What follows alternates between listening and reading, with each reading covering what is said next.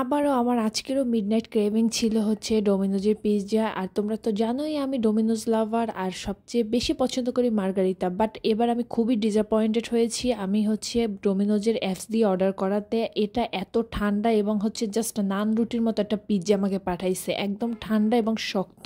এটা দেখে আমার এতটাই রাগ উঠেছিল যে আমি ভেবেছিলাম যে পিৎজাটা একদম ওদের আউটলেটে গিয়ে ছুঁড়ে মারি, যে আউটলেট থেকে আমাকে হচ্ছে পাঠানো হয়েছিল। যদিও এটা আমার বাসার কাছেই পান্থপথের আউটলেট থেকে পাঠানো হয়েছিল।